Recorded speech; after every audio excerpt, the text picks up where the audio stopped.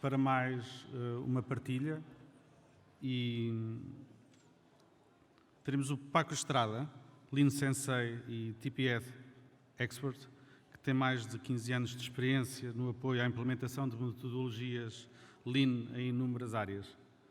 Juntamente com o Sensei Toyota, tem ajudado nestas jornadas empresas do ramo industrial nas áreas farmacêutica, do aço, cerveja, equipamento médico, na área de serviços e banca, pela América Latina, Estados Unidos e Europa. Paco é formado em Design, com pós-graduação em Engenharia da Qualidade e Gestão de Projeto e certificado em Six Sigma e Lean Sigma.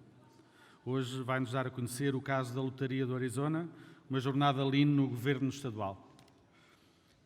Teremos também connosco Marie-Pierre Ignace, presidente do Instituto Lean France, é altamente especializada a gerir grandes operações na indústria de serviços. Começou a sua carreira na companhia francesa Caminhos de Ferro, 12 anos depois ficou encarregue da unidade de negócio na Atos Origine, gerindo 2.800 pessoas distribuídas por 8 call centers. Esteve inclusivamente responsável pelo lançamento por um dos bancos online franceses. Subsequentemente, desenhou e aplicou o primeiro programa Lean no BNP Paribas. Desde então, na Opera Partners, a empresa que fundou em 2007, concebeu e aplicou programas de gestão Lean para outras grandes companhias europeias, envolvendo mais de 5.000 pessoas. É também autora do primeiro livro em francês sobre a prática da gestão Lean em IT e vem dar-nos a conhecer 10 histórias relacionadas com a transformação Lean digital.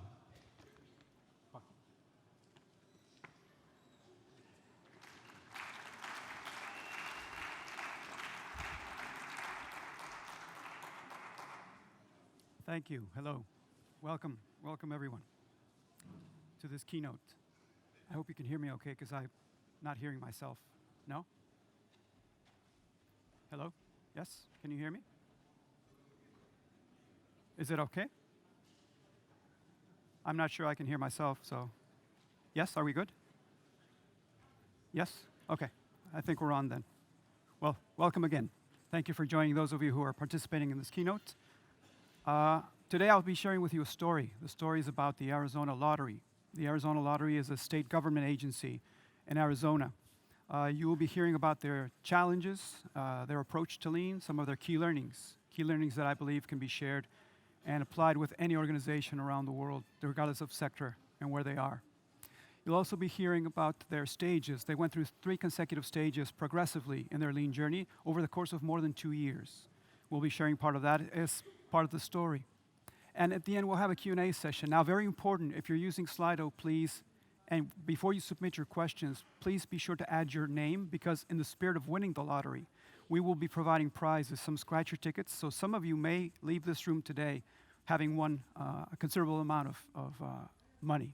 So please be sure to put your name in the upper right-hand corner of your Slido before submitting your questions, because we'll be drawing from those questions for prizes at the end to make it fun in the spirit of winning the lottery. Okay, and we'll have also the participation of Deputy Director from the state of Arizona joining us today at the end, Q&A via video conferencing. So that will make it very interesting as well. So I hope you enjoy. And if you're ready, let's jump right in. So Arizona is located in the southwest of the United States. It borders with Mexico. Arizona has over 34,000 state employees across the state and 128 agencies. This would be like the equivalent of companies or small companies. Arizona is famously known for the Grand Canyon, as you may recognize. It's also famously known for Hoover Dam, a monumental engineering task in the 1930s in the United States. They're also famous for their desert landscapes, which have inspired movies and other aspects. Inspired also a theme park in California that maybe you may be familiar with, where you will find characters such as these that some people recognize. Again, inspired by Arizona and the Arizona desert. The Arizona Management System is a name given in the state of Arizona to Lean. Their Lean initiative is called AMS, or the Arizona Management System, which was initiated by Governor Doug Ducey in early 2015. Governor Ducey came from the private sector. He was CEO of Cold Stone Creamery, a ice cream parlor franchise selling more than $300 million a year, very successful worldwide global company, and continually expanding. Governor Ducey inherited in early 2015 a $1 billion budget deficit when he joined as governor of the state. Now, this is a huge challenge, as you may consider. To me personally, I don't know how someone would want to take on a challenge of this magnitude, but he certainly did, becoming governor after coming from the private sector very successfully. His motto is Arizona operates at the speed of business. Coming from the private sector and being successful in the implementation of lean, he said, why couldn't government operate exactly as any lean organization, any private organization? Customer focus, efficiency, quality, reducing waste, all of these benefits of lean in government. So he took on this challenge. Plus, while doing so, he could benefit the more than 7 million inhabitants of the state of Arizona. So maybe that would be a good reason why to promote something like this, like lean, across the state. Now, the Arizona management system is based on Hoshin, or policy deployment, which they call Arizona's pyramid of success. And it's based on 3 basic drivers: visual performance management, empowering strong leaders, and disciplined problem solving. Those are the 3 main drivers of their lean initiative. Now, within the state, the Arizona Department of Administration is the area that has a specific office that was given the task of rolling out lean across the state. That office is the Government Transformation Office, also known to them as GTO. Now, when I say GTO, please don't think of this GTO, which is what I used to do when I joined and started working with them. Every time somebody would say GTO, my mind would go to this beautiful muscle car, but it's not this. Their office is actually not as attractive or sexy as this beautiful Plymouth. So when we do say GTO, or Government Transformation Office, we're referring to that office who started deploying lean across the state under the guidance of Governor Ducey. Now, more than 200 state agencies is a huge burden, a huge task to implement lean, so they start smaller. They started with 10 agencies. Now, even that 10 agencies is a big challenge. In the structure of 1 year's time, they wanted to implement lean in these 10. So they needed to bring on board and bring together people to support them, among which were companies like Honcha, lean firms, and to help them deploy and be successful. Now, out of this list of 10 was the Arizona Lottery, which is the topic of our keynote for today. So let's jump right in and talk about the Arizona Lottery. The Arizona Lottery's mission is something that's very close to my heart because I consider it to be a high-level purpose. Now, I'll summarize it. Obviously, it's there for you. I'll summarize it with one idea. It's to maximize revenue. Now, that doesn't sound very high purpose, of course, but what makes it unique, at least in my perspective, is what they do with that revenue. And the revenues, whatever revenue they produce in the lottery is re-injected into the state. It goes right back to the people of Arizona to help them improve. And they improve by funding 4 basic programs: improving healthcare, improving quality of education, providing economic growth and jobs, and also helping the environment. These are the 4 basic activities in which they support. The more revenue that they can produce, the more that gets put back into the state under these 4 topics. And maybe not by coincidence, these 4 are for the 17 Sustainable Development Goals of the United Nations, which also makes it a high-level purpose in itself. Plus, they make it fun. Every single day, someone in the state of Arizona is winning some sort of prize in the lottery. So given the opportunity to improve their lives, to do better, to change, to get a better education, buy a house, any of these things, and they really make it fun as well. So again, contributing to that sense of purpose and giving back to people. Now, I'll show you how they engage also with their clientele or their customers. I'm going to show you right now a TV commercial that reflects how they approach their people, how they try to make it engaging also for the people that they serve, for their customers. Here we go. Boring gifts beware! The Arizona Lottery stocking stuffers are taking the holiday season by storm.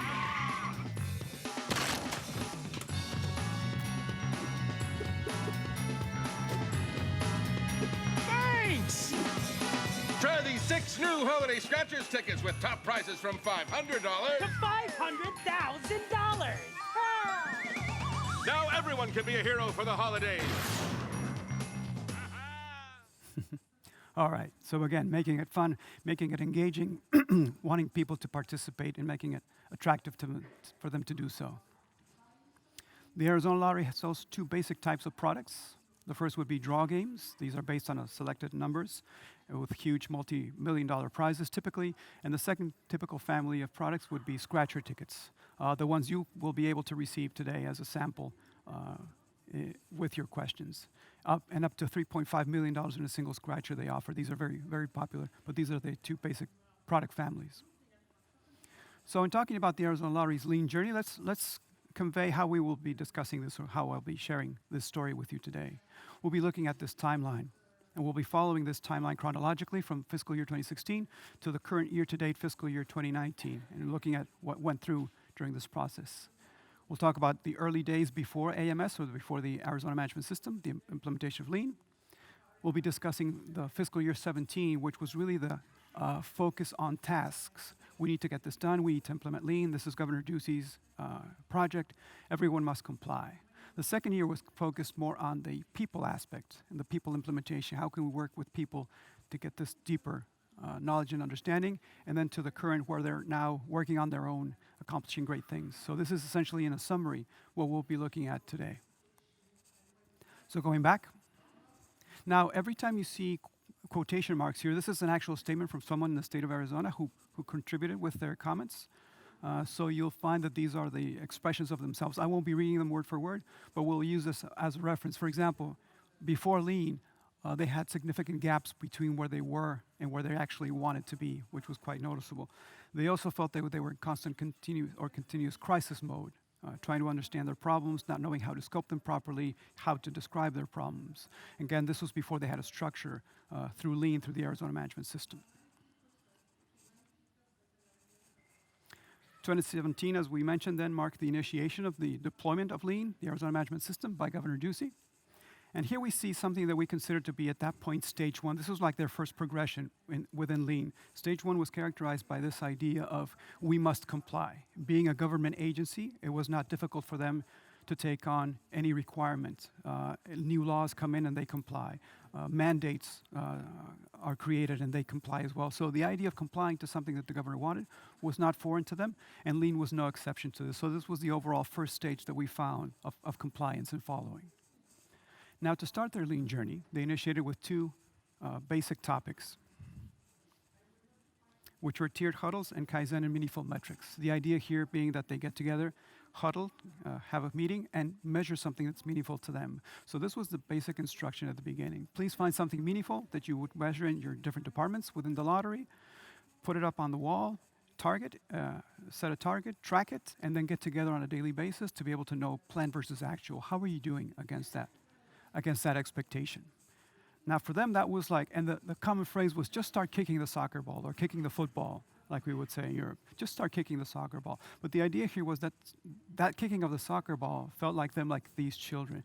They didn't know exactly what they were doing, didn't understand all of the rules of the game, what was the purpose of what each member was doing, but they wanted enthusiastically to follow along and do things. But ultimately, it felt very much like this to them at the beginning. Now, within the department, it looked more like this, right? They had to huddle, get together every day. It was difficult for them sometimes to see, well, why are we doing this? We are complying, but I don't get the entire purpose of what I'm doing. Yes, we're putting things on the wall, but are they the right things to measure? Different departments doing the same thing. Their metrics look different also, so they had no reference of, is this the right way or is this the right way? We're all doing it differently. A lot of confusion for them and some frustration as well at the time. Audit department, for example, this is Linda and Lupe. For them, the audit process was a 6-month process. They had to do 2 audits per year. So getting together every single day to talk about something seemed very, very odd to them. They have a 6-month period to deliver results and to measure success or failure. So it was also very complicated for them. Now, great things about this start, pressure-free way of getting started, doing something. They were used to complying, so it was not a huge resistance. And they set the groundwork also for visual management, using colors, making things clear, but again, in a complicated first stage for their lean journey. Something common that we would hear then, if we would say, well, please come up with something measurable. What's important for you to measure? I don't know, it could be this, but I'm not sure. What else would be? Well, just tell me what to do, they would say, right? They were used to receiving indications as to what needed to be done and complying successfully. But it was difficult for them to come up with for themselves, having the freedom to decide what's good for me to measure and how do I want to measure myself. Another common was, why huddle every day? You know, we have monthly metrics in this organization. We have to produce monthly results. What are we going to talk about if we get together every week, much less every day, for 7 minutes? we'll just be staring at each other. So again, all of these questions at the beginning as to why is this valuable? How do I contribute? How does this add value to my process when they were not used to it? They were wanting to comply, but not getting all of the picture of how that worked for them. Another comment from them, felt like they were running around the field with little direction, hoping to get good results. Now, this eventually became much better over time through practice, learning by doing, but at the beginning, again, very frustrating for them, this process. Next came the topic of basic problem solving. This is a four-step process, or four-box process, as they call it in the state of Arizona. The main idea here was, now that you're putting stuff up on the walls, now that you're tracking metrics and that you're comparing plan versus actual, please find the problems that you identify in your areas and work on a four-box process or four-step process to address these problems. And that looked like this. So now that they were huddling and putting things up on the wall, they started using this method of tracking and writing down their problems. Now, they had been trained in the four-box process. This was part of the requirement, which identified what is the problem, what are the causes, identify solutions, and then standardize so that we don't go back to the previous conditions. So this was their module, if you will, of basic problem solving. And they would use that understanding then for their everyday occurrences, things that we're measuring, obstacles, barriers, things that are not working properly in our area. Write those up on the wall, please, so that we can have a daily discussion and see what we can do about them. Now, this was a good thing for them because it gave meaning to the fact that they were measuring. We're tracking all these things for a reason, so that if we find a deviation or a gap, now we can write what the issue was and we can do something about it. Prior to problem solving, just recording data and putting it on the wall seemed to be of no value to them. And it didn't have much value other than informative until they started solving problems with that information. Now it kind of all made sense, these first steps to them. Positive things about this, capturing problems gave the metric tracking, again, a purpose. And they started making problems evident that anyone could see visually walking by any area what were the issues that they were having, which was important in itself. Difficulties that they found in this case was people did not want to feel that they were blaming others, finger pointing. They had a certain level of resistance to describing their problems or writing them because they felt that they were blaming others, didn't want to get into that. It was also difficult for them, for example, knowing what to work on. A lot of times, and I'll go back one slide, when writing problems up here, some departments, what they said, well, as soon as you put a problem up, you're assigned to solve it. So guess what happened with that? No one wanted to write problems. I'm busy enough as it is, right? So every time I write a problem, now I have to do something about it, so people would resist writing because of that reason. Gradually, they understood that they needed to use this as a reference for them prioritizing and deciding what problems to work on first based on what was more important for them as a department. But at the beginning, those things were not totally clear to them. And also they were hesitant because the fact that they were writing problems on the wall meant also that they were creating some level of discomfort and didn't want to create discomfort to their supervisors or their bosses. The idea that if I write problems on the wall, then it's my boss or supervisor who will be reading these problems, and I don't want to create an issue here internally. Anyone experience that in your organizations? I don't want to write a problem because I don't want people upstairs to know that we have these issues because I don't know how they'll react. So the trust level was not there yet. They were not ready for this, but they were starting to kick the football, starting to kick that soccer ball to try to understand. All right, next topics to come along were the leader standard work or leader standardized work and Gemba walks. And the indication here was very clear to leadership. Leaders must go out to the Gemba where the work is being done and observe what's going on with their team so that they can coach and train. Observe the level of participation that people have, the level of understanding that your teams have. And based on that, through that repetition of going to see, please be sure that you're supporting their efforts. This was important for them in their lean journey as well. The next topics that came along during this first year, remember that we had a one-year program with GTO to develop and to implement lean across these 10 agencies, the Arizona Lottery being one of them. The next was standardized work, 8-step problem solving. And in 8-step problem solving, the idea was here, please use the A3 method for 8-step problem solving. Get together as a team, look at complex problems, not everyday things that you're putting on the walls, on the boards. Look at something deeper that you can work on as a team and follow the PDCA methodology. Now, I looked for a cartoon of problem solving and I found this. Today we're going to decide who to blame. Now, that may not be uncommon in certain organizations. Certainly, I've seen that in my career a few times.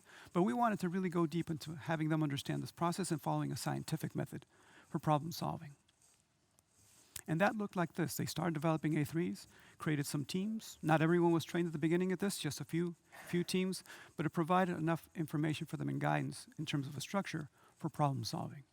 Another example of an A3. And then the leadership team working together.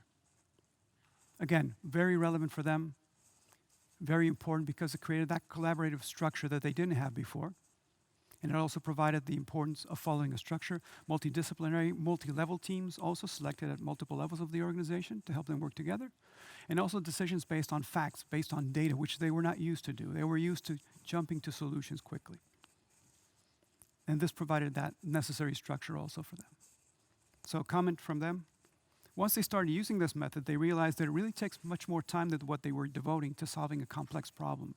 When the rest of the organization that was not being part of these projects was still expecting quick results or quick fixes, they were realizing that it takes much more time to go deeper into the process. That was a great learning for them. And also that the transition was not really easy for them, and understanding the fact that using data and getting the right set of data and the proper set of data was very, very important for their experience, and it was an eye-opening experience for them to go through this process. We continue down the timeline. So this essentially was year one, if you will, going through all of these lean topics with that stage of we must comply. Nothing different for them, nothing unusual, following instructions, doing what they were required to do, but at the same time, getting a lot done. I'll share with you one result from this first year. There's multiple results that we'll be sharing, but this was one that was important for them. The average number of days to issue a retailer license. Retailers are the stores that offer lottery products, and this was an administrative task. The average in 2016, prior to the Lean Initiative, was 15 days to issue a retailer license so that the store or the merchant can sell lottery products. They brought that down to 8.2 by the end of the first year, having implemented all of these lean activities, these tasks that they learned and started to deploy. About 45% reduction. And they continued to reduce, but this was significant in their first year. Without having all the deeper knowledge, just by implementing and learning these tasks, accomplished very, very good things in terms of these results. Key learnings. Key learnings for year one. The task approach is very important. It's necessary. People learn by doing, and we recognize this. If people learn by doing, then we must execute and we must learn and do. What's important also here, and it provides for quick wins and many times.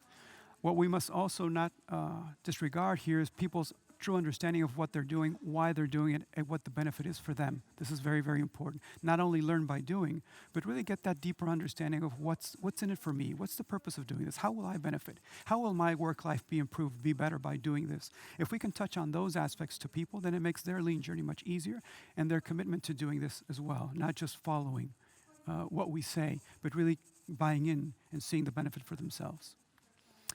Balance between results and process. A lot of times within this first year, they learned that it was very heavily, the weight of the results was very heavy in delivering results, because Governor Ducey wanted to see month-by-month results of implementing lean.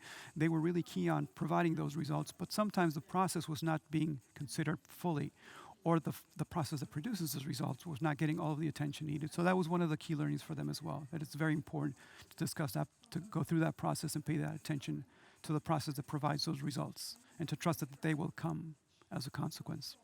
And avoiding short-term emphasis. And avoiding the short-term emphasis by focusing on the people. Again, going deeper into the understanding of why is it that people resist sometimes? What are they fearful of? If we understand that aspect of people and focus it more on the people, then it's easier for this to be a long-term success and a continuous improvement aspect of lean, rather than just short wins or short-term benefits. So the emphasis was changed. That was another clear understanding or learning from their first year.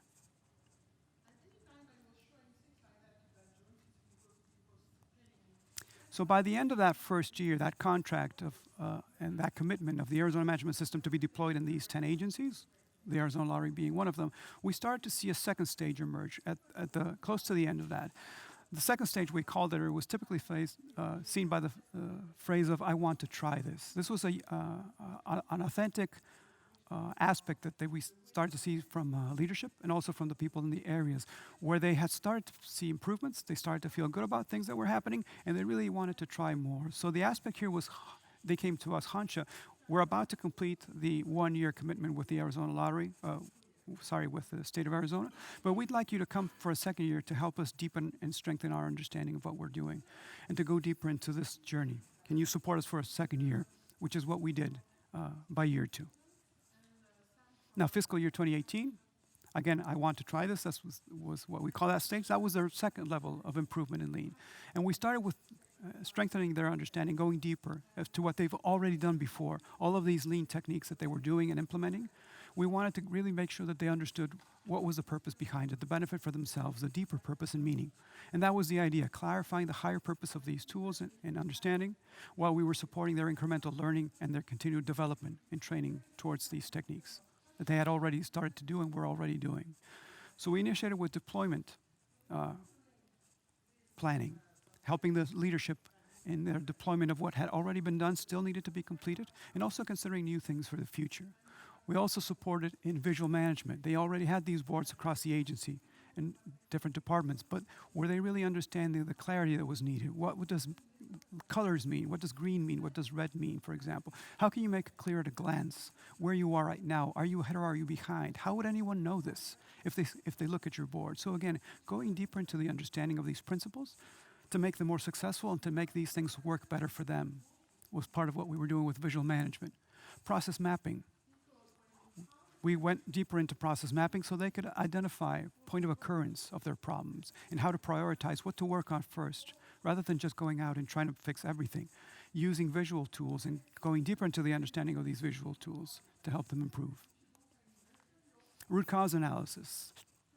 This was an exercise that was really fun for them.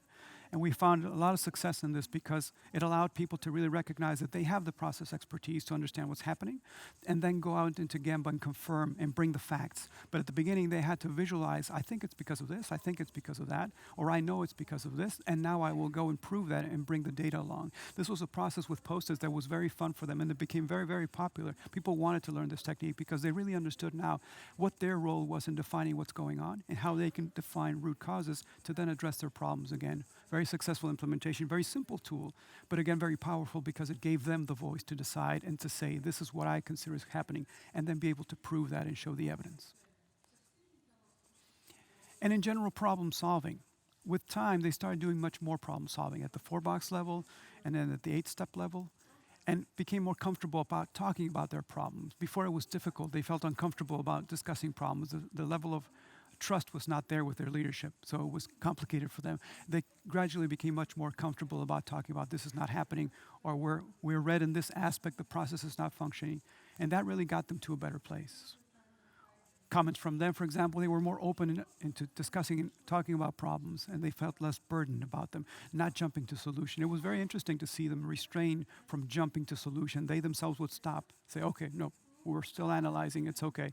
Sorry about that. They would even apologize sometimes because they were now understanding their role and going deeper into the understanding of problems before going to solutions. Again, progression of what they were before. Then we introduced 5S. Curiously enough, 5S was not part of their first year because it wasn't in the program. Originally, the state of Arizona said, well, 5S is about workplace organization, so it's about being organized and tidy. We have so many things to cover that maybe it's not that relevant to do in the first year or in this year.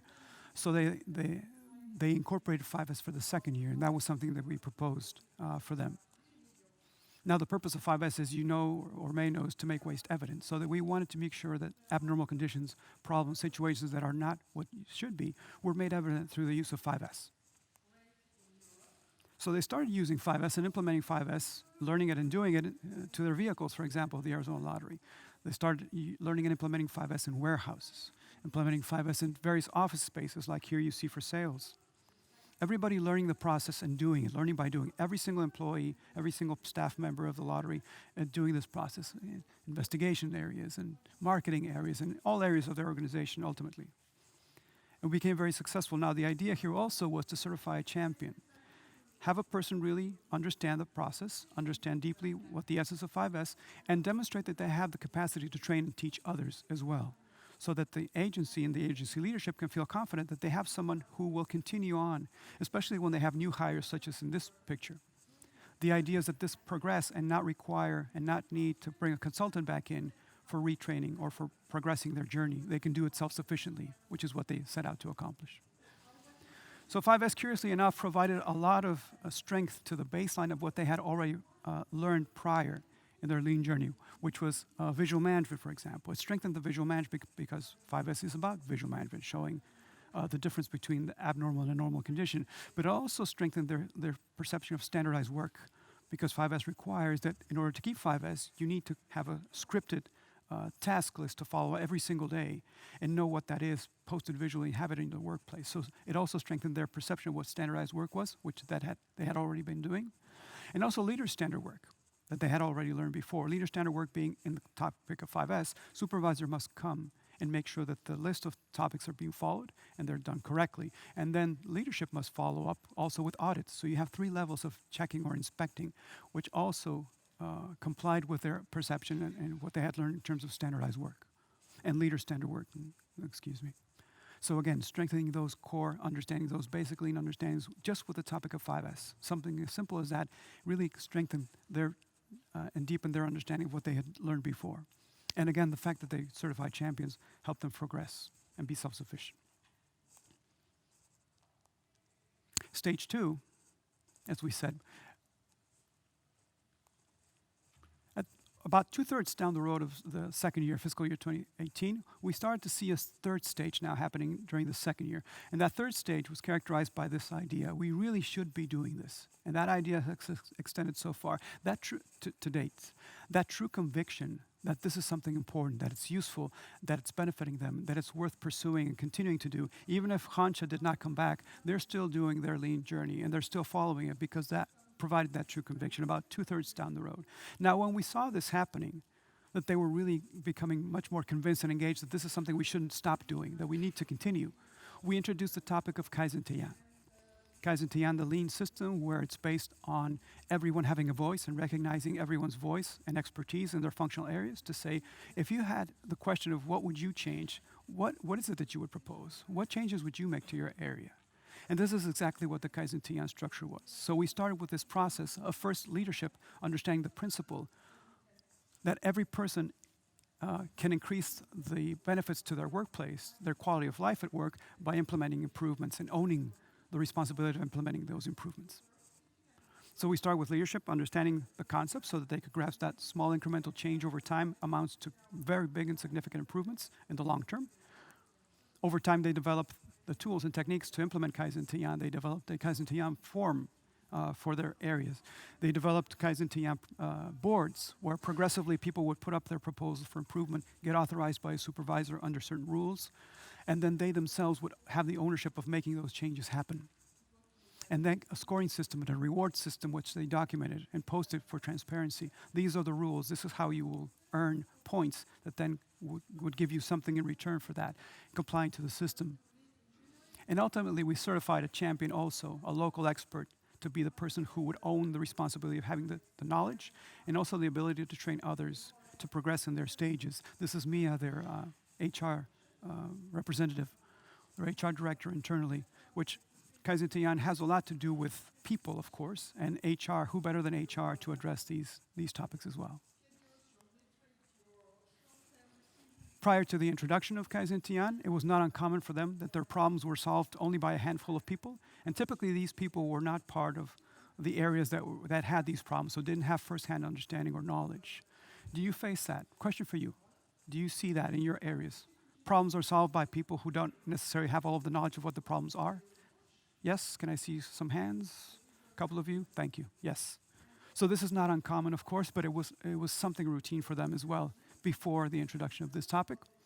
And methods were typically transferred from one employee to the next without really the understanding or the knowledge prior to lean that they needed to improve. As long as we were transferring, that was okay, but really didn't have that expectation of improvement. And also fear of failure was very high. They didn't want to make a mistake. What if I propose something, and I heard this earlier today, what if I propose something and it fails? How will I look? How will my supervisors react? I better just do what we've always done and play it safe. So again, all of these things went away with the introduction of this topic of Kaizen Tian. So these were the 3 things that we basically did on the second year. Reinforce everything that happened on year 1, fiscal year 17, and introduce the new 2 topics of 5S and Kaizen Tian. Quick example of a result. Number of new retailer applications submitted. These are merchants, these are stores that want to sell lottery products, and they're submitting their application so that they can sell this. It went from, in the first year of Lean, under the aspect of the task focus, 2.4. By the second year, with all this involvement of people and the understanding of what they resolved, was more than 3 times the amount. Again, lotteries was becoming very attractive for retailers wanting to participate, wanting to join. It was easier for the teams to communicate what they were doing. And then currently, fiscal year 2019, it's almost doubled of last year. So very significant progression in being better through the application of learning what's the purpose, what's the benefit for me, and committing to this process by understanding more of the people aspect, not just the application of the tasks. So, key learnings for this second year. The concept of Lean as a system rather than just a set of tools. And you've heard this many, many times. But we used to use the analogy of if Lean is like a system, consider it like a vehicle, a high-performance vehicle or a race car. You have the hydraulics, you have the pneumatic, you have the electronic, you have the powertrain. But all of these things need to work simultaneously and work together jointly for it to be a high-performance vehicle, for it to function properly. Same thing with Lean. They had not understood this until mostly the end of the second year, how all of these things work together in combination simultaneously to really create those results that they were starting to see. They can't be used in isolation. They also learned the importance of introducing 5S and Kaizen early on in the process. We also had that question earlier today. If we do this early on in the process, it really sets the foundations for people of what their role is, and also those basic core ideas of Lean that we talked about earlier that go and come in through the implementation of 5S. And the third was the value of certifying local champions. Ideally, we would have a local champion from every single Lean topic that you introduce in your areas. In this case, it was done at the end because this wasn't part of their first-year program. But they learned the value of doing this, and they would do it later also to try to certify the knowledge and the expertise of local people so that you don't need indefinitely the use of external people to help your Lean journey progress. You can become self-sufficient.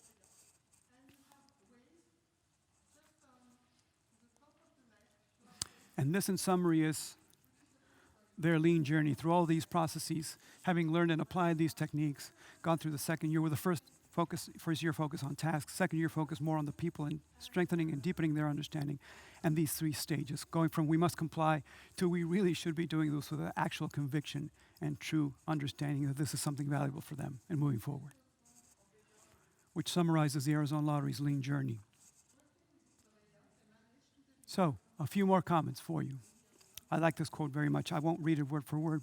Just the top part for you. Systems involving people are complex. To really affect a change in the process, you must change the people. Now, this doesn't mean replace the people or substitute the people.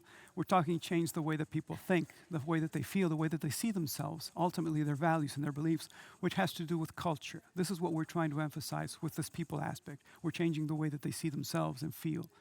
This is a quote from the Toyota Culture book by Mike Hoseas and Jeffrey Liker, which I really like. A little bit more results for you. Arizona Lottery employee engagement ratio. This was very important to them as an agency, employee engagement. And I think it's important for any organization. How engaged are our employees? Now, this is a survey across the entire state of Arizona to every agency. And the survey is based on 5 specific topics. The overall satisfaction of the employee, their basic needs, are they being met?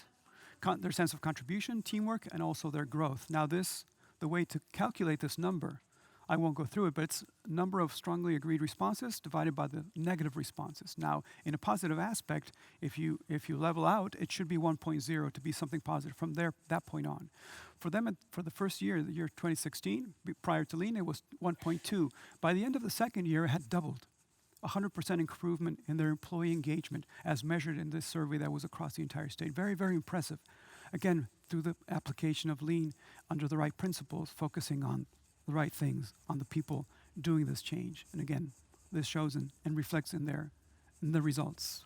Comment by one of their deputy directors, in this case of operations, the more that people had control over their own tasks, the more they had something to say or an opinion or something to do about their tasks, the more they saw their contributions and their engagement, which is what we're talking about. And then coming back to the numbers, if you remember the maximizing revenue, these were the numbers continuously improving over the course of 2017, 18, and fiscal year to date. Now, this is the average of millions of dollars. If you look at the first year, $60 million a month, that would be roughly $4 million a week that they're giving back to the state of Arizona and helping the people of the state through all these programs.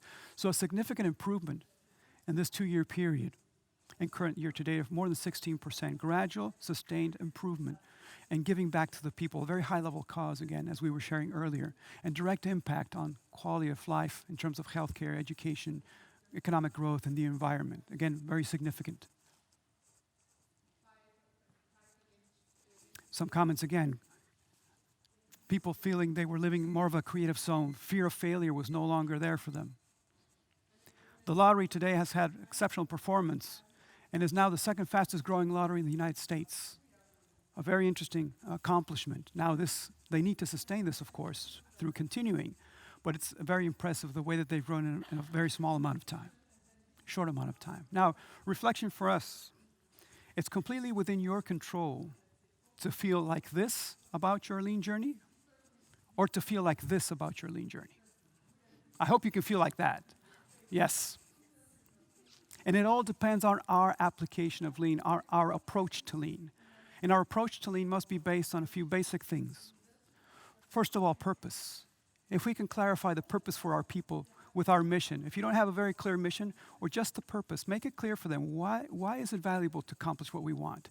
And how can we make it easier, more effective, safer for them to accomplish that mission, which then in turn will be much less complicated.